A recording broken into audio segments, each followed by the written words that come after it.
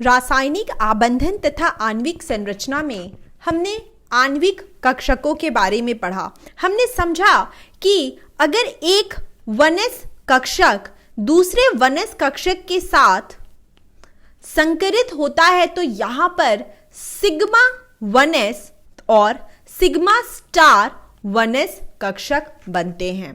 कैसे इसे समझा जा सकता है? जैसे अगर हम पी कक्षक का उदाहरण लेते हैं तो पी कक्षक में हम क्या देखते हैं कि पी कक्षक में यहाँ पर हमने मान लीजिए कि हमने pz लिया और यहाँ पर हमने एक दूसरा pz कक्षक लिया और यह इसके दो पालियां अर्थात जिसे हम लोब्स कहते हैं। तो बच्चों यहाँ पे दो पालियां हैं, ठीक है। अगर ये दोनों जो सेम पालियां हैं एक साथ कनेक्ट होंगी तो यहाँ पर जो ओवरलैपिंग अतिव्यापन होगा वह कहलाएगा सिग्मा। लेकिन अगर इस पाली के साथ यह पाली कनेक्ट हो जाए तो यहाँ पर जो अतिव्यापन होगा उसे हम कहेंगे सिग्मा स्टार।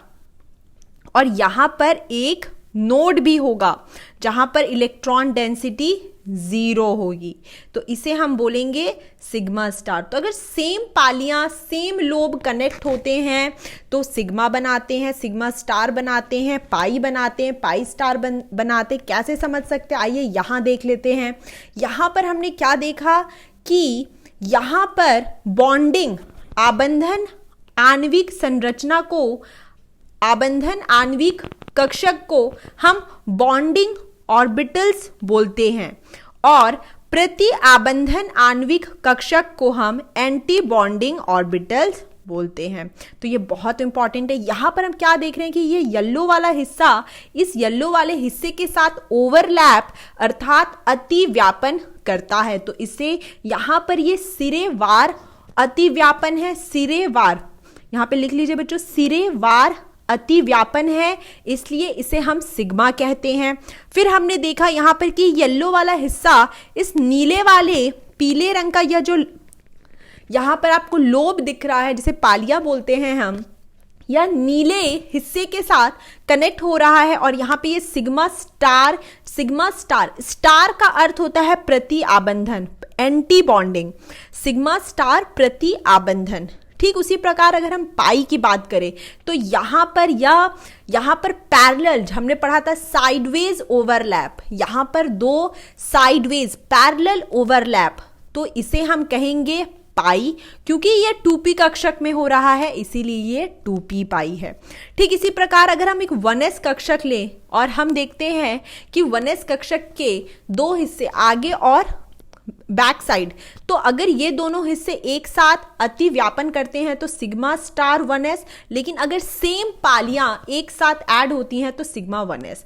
मतलब हमें यहाँ पे समझना है कि यहाँ पे प्रति आबंधन क्या होता है। प्रति आबंधन की बात करें तो प्रति आबंधन यहाँ पे जितने भी स्टार वाले होंगे वह सारे, जैसे सिग्मा स्टार, पाई स्टार हमारा प्रति आबंधन होगा आणविक कक्षा, और आबंधन आणविक कक्षक हमारे कौन से होंगे? सिग्मा और पाई स्टार, सिग्मा और पाई। तो इन सभी बातों को हमने समझ लिया।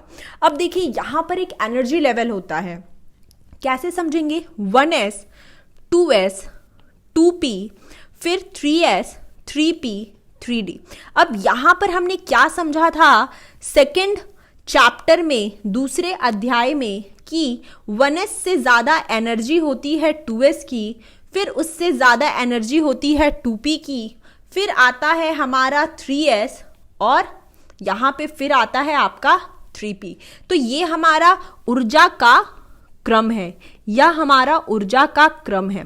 अब यहां पर हमने क्या समझा कि यहां पर अगर एक 1s दो 1s कक्षक को लिया है तो एक सिग्मा 1s बनाता है, एक सिग्मा स्टार 1s बनाता है। अर्थात हम यहाँ पे लिख सकते हैं इस आधार पर, यहाँ पे हम लिखेंगे सिग्मा 1s, उसके बाद बच्चों सिग्मा 1s और सिग्मा स्टार, सिग्मा और सिग्मा स्टार में जो सिग्मा स्टार होता है वह अस्थायी होते हैं। प्रति आबंधन क्या होते हैं? अस्थायी होते हैं, अनस्टेबल होते हैं, इनकी ऊर्जा ज्यादा होती है। तो यहां पर यह हो गया सिग्मा स्टार 1s। फिर आएगा आपका सिग्मा 2s, फिर आएगा सिग्मा स्टार 2s। तो इस तरह हम 1s 2s करके आगे बढ़ते चले जाएंगे। यहां पर आप देख सकते हैं कि यहां पर हम O2 F2 अगर हम यहां पे इन सभी को जोड़े तो यहां पे जो इलेक्ट्रॉन की संख्या आएगी O2 में वह 16 इलेक्ट्रॉन आएगी। तो ये जो ऑर्डर आपको दिया गया है या 14 इलेक्ट्रॉन से ज्यादा, मतलब इस ऑर्डर, ये जो क्रम आपको दिया गया है, इसकी शुरुआत आपको 15 इलेक्ट्रॉन से करनी है। 15 इलेक्ट्रॉन से करनी है, मतलब जिस यौगिक या जिस अणु के पास 15 इलेक्ट्रॉन होंगे, जिस अणु के पास 15 इलेक्ट्रॉन होंगे, वहां पर हम इस क्रम का उपयोग करेंगे। तो देखिए यहां पर पहले क्या है, सिग्मा 1s, फिर सिग्मा स्टार 1s, फिर सिग्मा 2s, फिर सिग्मा स्टार 2s, फिर आपका आता है सिग्मा 2pz, फिर आएगा पाई 2px, पाई 2py। आइए इसको जरा समझते हैं, कैसे हम इसको समझते हैं। अब बच्चों यहां पे आप देखिए कि अगर हम px कक्षक की बात करते हैं, मान लीजिए कि ये आपका, यहां पर यह आपका py कक्षक है, यहां पर ये आपका px कक्षक है, यहां पर ये आपका pz कक्षक है। अब अगर इन तीनों को हमने एक साथ जोड़ दिया, इन तीनों को हमने एक साथ जोड़ दिया, इसे हमने z बोला, इसे हमने x, इसे हमने y बोला। अब देखिए z वाले को मैंने इस ग्रीन रंग से दर्शाया, फिर हमने यहां पर लाल रंग से यहां पर x जो px कक्षक है उसको दिखाया। अब यहां पर हम एक दूसरे रंग से यहां पर हम दिखाते हैं y को। अब यहां पर आप देखिए कि अगर हम सेम ऐसा ही एक दूसरा कक्षक लें, सेम ऐसा p कक्षक लें, जहां पर हम यहां पर देखिए, यहां पर हम लाल रंग से दूसरे px को दिखा रहे हैं, दूसरे px को दिखाते हैं, फिर हम यहां पे ऑरेंज कलर से यहां पर हम py को दिखाते हैं। यहां पर हमने py दिखाया, यहां पर हमने px दिखाया, हमने यहां पे pz दिखाया। अब यहां पे देखिए बच्चों, अगर हम देखें तो ये जो हमारा ग्रीन रंग का जो लोब है, जो px कक्षक है, जो px कक्षक है, यहां पर वो इस px कक्षक के साथ ओवरलैप यानी अतिव्यापन करेगा। कैसे अतिव्यापन करेगा? अगर ये अतिव्यापन करेंगे तो यहां पर सिग्मा बनेगा। यहां पर क्या बनेगा बच्चों? सिग्मा बन जाएगा, यहां पर सिग्मा बन जाएगा। फिर अगर हम देखें यहां पे ऑरेंज कलर वाले को, तो यहां पे जो हमारा पी वाई कक्षक है, हमारा जो पी वाई कक्षक है, यहां पे देखिए इनका जो अतिव्यापन सेम समय में यहां पर यह कैसा होगा? यह पाई बनाएगा। यह क्या बनाएगा बच्चों? पाई बनाएगा। यहां पर जो ओवरलैप होगा पाई होगा। फिर हम बात करते हैं यहां पर, अगर आप इस लाल रंग के पालियां को देखें, लोब को देखें, तो आप यहां पे देखिए कि ये लाल वाला इस दूसरे लाल px कक्षक से किस प्रकार यहां पर ओवरलैप करेगा। आप देखिए यहां पर यह पाई ओवरलैप होगा। मतलब हमें यहां पे समझना यह है कि यहां पे जो pz कक्षक यहां पर सिग्मा बनाता है, py यहां पर मिलकर आपको पाई ओवरलैप देते हैं, और यहां पर आपको px कक्षक भी यहां पे पाई देते हैं। मतलब अगर हम p कक्षक की बात कर रहे हैं तो वहां पर एक सिग्मा आबंध होता है और दो वहां पर पाई आबंध होते हैं। तो इसी बात को यहां पे समझाया गया है कि यहां पे देखिए पहले सिग्मा 2pz आएगा, फिर इसकी ऊर्जा पाई 2px, पाई 2py, और देखिए यहां पर सबसे इंपॉर्टेंट चीज ये है कि यहां पे जो हमारा पाई बन रहा है py कक्षक और px ये दोनों समान होंगे, ये दोनों समान होंगे। यहां पर सिर्फ सिग्मा और पाई में क्या डिफरेंस आ रहा है कि यहां पर जो पाई कक्षक है ये दोनों समान है, दोनों ही p कक्षक समान है। तो यहां पर ये चीज हमें समझ में आई कि px, py और pz में अगर दो px कक्षक py और pz हैं तो ये दोनों मिलके सिग्मा बनाते हैं, और यहां पर ये दोनों मिलके पाई बनाते हैं, और ये दोनों पाई इक्वल होते हैं।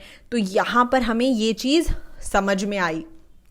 अब बच्चों यहाँ पे देखिए, तो यहाँ पर ये जो क्रम दिया गया है ये 15 इलेक्ट्रॉन से ज्यादा का क्रम है। मतलब अगर किसी अणु के पास 15 इलेक्ट्रॉन है तो हमें वहां पर इसी क्रम को, इस एनर्जी, इस ऊर्जा के क्रम को उपयोग में लाना है। बहुत इंपॉर्टेंट पॉइंट है, बहुत अच्छे से समझिए।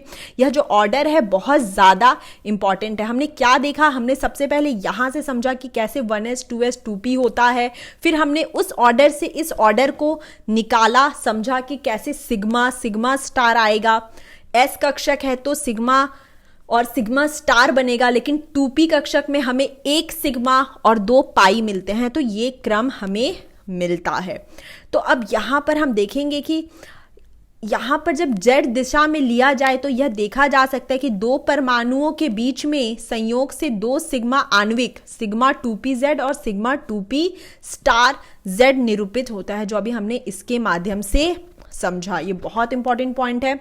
अब यहां पर हम देखेंगे कि अगर आपका इलेक्ट्रॉन 14 इलेक्ट्रॉन है या 14 इलेक्ट्रॉन है या 14 इलेक्ट्रॉन या 14 इलेक्ट्रॉन से कम है तो हम इस ऊर्जा ऑर्डर का उपयोग करते हैं। यहां पे देखिए ऊर्जा ऑर्डर में क्या है कि sigma 1s, sigma star 1s, फिर sigma 2s, sigma star 2s आया। फिर आपका वहां पे हमने देखा था सिग्मा 2pz था, वहां पे सिग्मा 2pz था, लेकिन वह पीछे हो गया है और ये आगे आ गया। तो ये बहुत इंपॉर्टेंट क्रम है, इसको याद रखिएगा। ये जो क्रम है यहाँ पे आगे पीछे होता है और यहाँ पर ये चीज हम देखते हैं। यहां पे देखिए पाई 2px equal to pi 2py, फिर सिग्मा 2pz आया है। लेकिन अगर हम इस ऑर्डर को देखें तो यहां पे पहले आपका सिग्मा 2pz और बाद में पाई 2py आया है, फिर वह ऑर्डर समान हो गया है। तो यहां पर ये चीज हमें समझ में आना है, समझना है कि यहां पे बस यहां पर ऑर्डर थोड़ा सा चेंज होता है ऊर्जा क्रम में इलेक्ट्रॉन का डिफरेंस के कारण। तो ये इस तरह हम इस ऊर्जा क्रम को लिखते हैं। अब देखिए हम कुछ प्रश्न को करते हैं। यहां पे मान लीजिए बच्चों कि आपके पास O2 का आबंध कोटि निकालना है। O2 के लिए आपको आबंध कोटि निकालना है, तो हम कैसे निकालेंगे? O2 में देखिए यहाँ पे 16 इलेक्ट्रॉन होते हैं। कितने इलेक्ट्रॉन होते हैं? 16 इलेक्ट्रॉन होते हैं। तो यहाँ पर हम कैसे समझ सकते हैं कि 16 इलेक्ट्रॉन के लिए हमें पहला वाला जो ऑर्डर था उसको फॉलो करना है। तो क्या लिखेंगे? सिग्मा 1s, फिर हम लिखेंगे सिग्मा स्टार 1s, फिर लिखेंगे सिग्मा 2s, फिर हमारा आएगा सिग्मा स्टार 2s, फिर हमारा आएगा बच्चों सिग्मा 2pz। ये पहले वाला ऑर्डर है जिसमें 15 इलेक्ट्रॉन से ज्यादा का हमें उपयोग करना है। इसके बाद ये आएगा पाई 2px equal to pi 2py, फिर यहां पर आएगा pi star 2px equal to pi star 2py। इस तरह यह क्रम आते जाएगा। तो अब यहां पर हमें क्या देखना है बच्चों कि यहां पे हमें 16 इलेक्ट्रॉन भरना है। तो अब देखिए 1s में कितने इलेक्ट्रॉन जाते हैं? 2, p में कितने जाते हैं? 6। तो यहां पे हमें उसी हिसाब से, तो 1s में यहां 2 इलेक्ट्रॉन, यहां 2 इलेक्ट्रॉन, फिर 2, तो देखिए यहां पे 4, 6 हो गया, फिर यहां पे 8, 2pz, सिग्मा 2pz, तो यहां पे 2 इलेक्ट्रॉन चले जाएंगे। पहले सिग्मा 2pz। यहां पे ऑफबो प्रिंसिपल को फॉलो करना है, ऑफबो प्रिंसिपल को फॉलो करना है। जिसकी एनर्जी कम होगी पहले उसमें इलेक्ट्रॉन जाएगा, जिसकी एनर्जी कम होगी पहले उसमें इलेक्ट्रॉन जाएगा। तो यहां पे 2p, अब देखिए 2px में 2, 2py में 2 इलेक्ट्रॉन जाएंगे, 2pz में 2 इलेक्ट्रॉन जाएंगे। तो यहां पर ये चीज हो गई। तो यहां पे देखिए कि अभी हमने 10 इलेक्ट्रॉन भर दिए हैं। अब यहां पे पाई 2px और पाई 2py के केस में कैसे करेंगे? दोनों इक्वल है तो एक एक इलेक्ट्रॉन दोनों को देंगे। तो पहले यहां पे यहां पे इलेक्ट्रॉन आएगा, फिर यहां पे इलेक्ट्रॉन आएगा। उसके बाद अब देखिए 2, 4, 6, 8, 10, 11, 12, फिर यहां पे 13 और ये 14 हो गया, फिर यहां पे 15 और 16।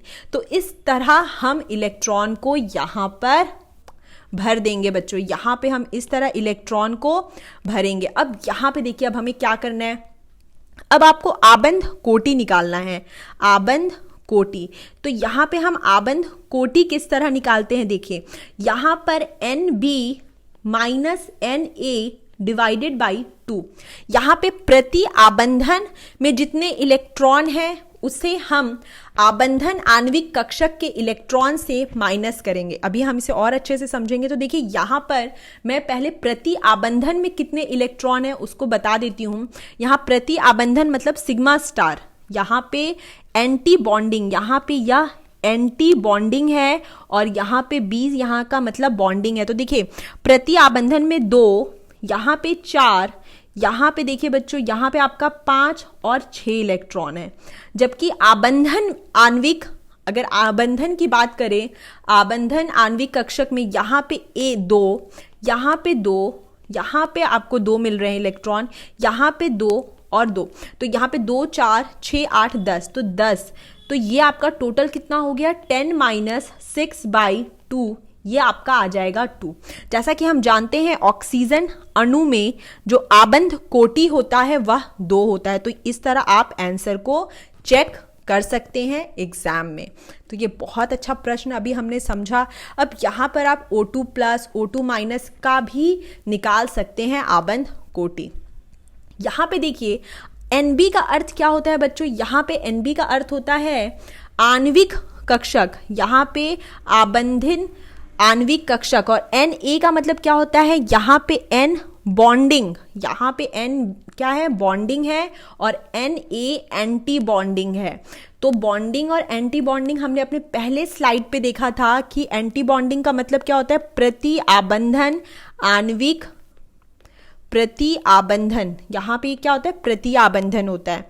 फिर यहाँ पे बॉन्डिंग, तो यहाँ पे अगर NB में इलेक्ट्रॉन ज्यादा है तो वह स्थायी होगा, और अगर Na में इलेक्ट्रॉन ज्यादा है तो वह अस्थायी होगा। बहुत इंपॉर्टेंट चीज है, इसका स्क्रीनशॉट लीजिए और यहाँ पे इसे इंपॉर्टेंट करके लिखिए, क्योंकि अभी हम लोग इस पे प्रश्न जब करेंगे तब आपको समझ में आएगा कि कैसे हमें क्वेश्चन को सॉल्व करना है। तो यह आबंध कोटि का फॉर्मूला है जो हमें यूज करना है। तो यहाँ पे हमने ये चीजें समझी कि कैसे हम यहाँ पर ऊर्जा क्रम का उपयोग करते हैं आबंध कोटि के लिए।